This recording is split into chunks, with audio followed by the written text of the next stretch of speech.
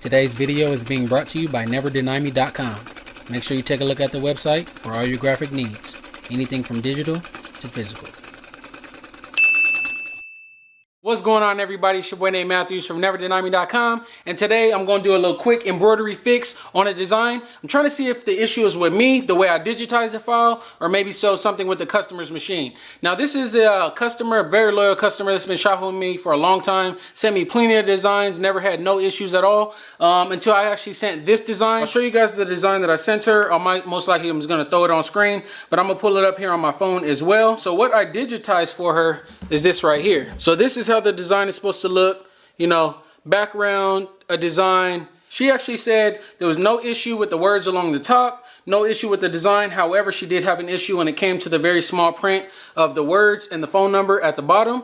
And when she stitched it out, this is her result. So this is what she said she ended up getting when she attempted to stitch it out. I do 100% agree that stitching on that is horrible. It's horrible stitching due to the customer and her machine, or something on her end, or if it's something that I have done, because I'm not claiming to be perfect at all. But I would say I do get very few complaints from designs that I've sent customers. So I think I'm pretty good at what I'm doing. Not saying I'm perfect again, but it's very rare, so I kind of want to see if this is something that I can actually fix by trying to stitch it out myself. Now, normally, I do not stitch designs for customers unless you actually order a patch, because I don't want to waste the material. So once I stitch this out, you know, she's not ordering it as a patch, so I'm just going to throw it in the trash anyway, waste the materials. But if I can help you guys out, I'm going to try to help you guys out all at the same time. This is also another thing she sent me too. Same design, but she said she tried to do it on some like water-soluble stabilizer. This one came out not looking very great either.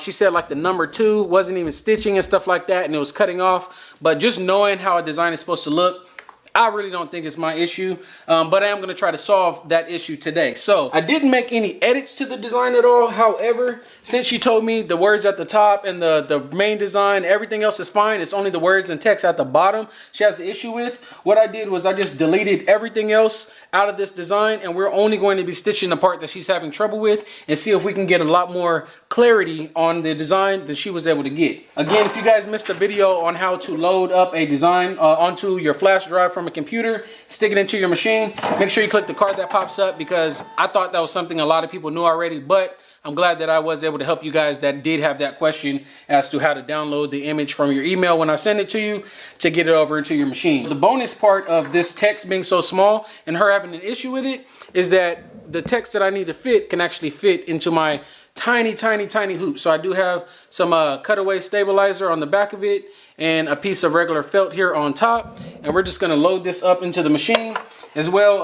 I do want to mention that I guess some of you guys asked like it really matters, but the color of my bobbin is white, and the text normally on the regular one it was black, but because I have white black scrap fabric, I'm going to be using white to lay on top of it. So I am just going to be loading this up right here from the side. So we'll go ahead and put this in here. If you guys actually have been subscribed to me for a while, you might have seen another video I did similar to this where a customer sent me a design and his thing was just tangling up. It was nesting on top. It was horrible. And even that customer themselves, after they seen the video that I made where I stitched it out myself, they came back, left a comment. So I really do appreciate you coming back and letting people know that it was an issue with your machine, and that after you fix your machine, it came out perfectly just the way that I sent it to you. So that's good. It says it's going to take about 4 minutes for this design to stitch out. So what I'm going to do now is actually zoom in, and we'll let this whole thing just stitch out for 4 minutes, and we'll see how it comes out and if it's legible. I'm going to go ahead and thread the needle. There it is. Let's actually make sure we just pull it to the back. 4 minutes on the clock. Let's go.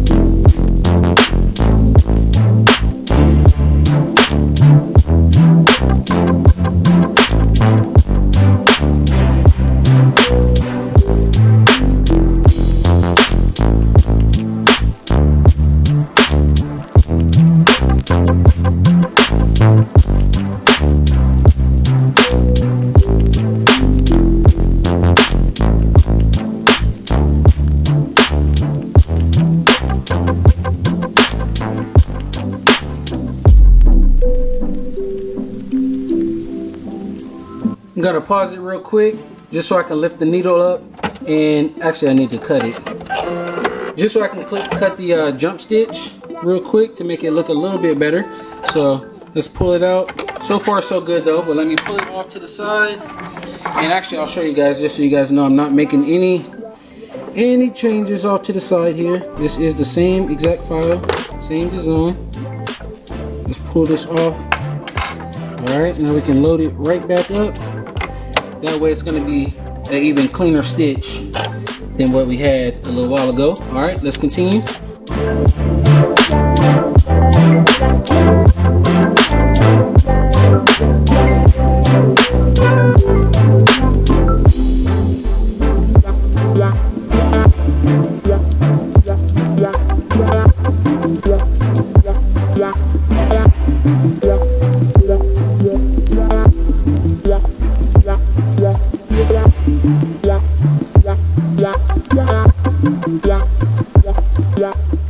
And we're going to do the same thing right here. So I'm going to pause it. I'm going to cut it. We'll lift the needle up just so I can clear that jump stitch out of the way. Again, higher end machines will automatically cut these jump stitches for you. There's no way to do it to remove these stitches when I digitize it, because that's just how it's supposed to be done. Your machine is what will determine if those are cut automatically for you or not. So anyway, we'll throw that back down, and we're going to finish the last of it. A little phone number that we got to add.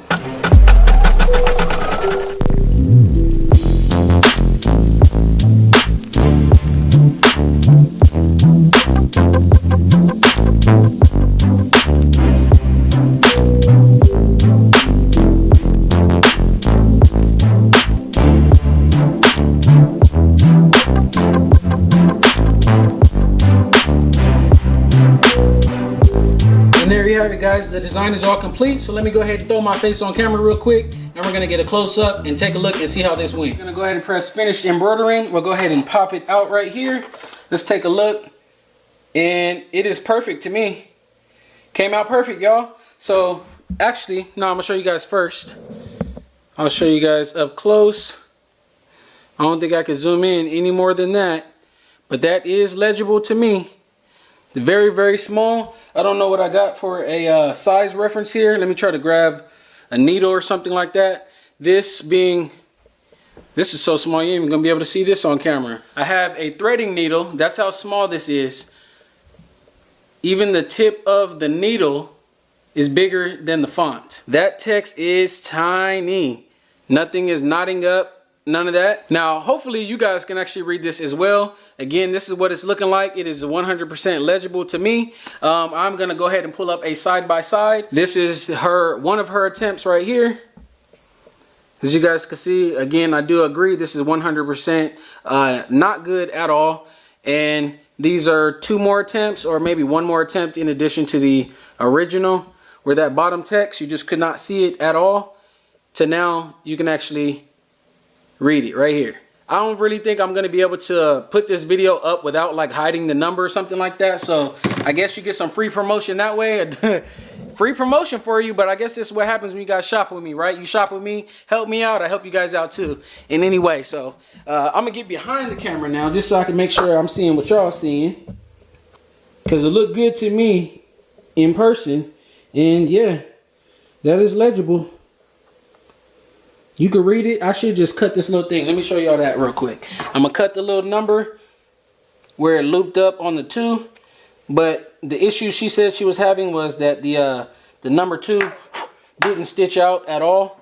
Like it didn't even finish the number 2. It just kind of got stuck or something and blocked it off, even though it was on there on the picture. Every design is going to require something different in your machine, regardless if it's tension, the thread, the needle.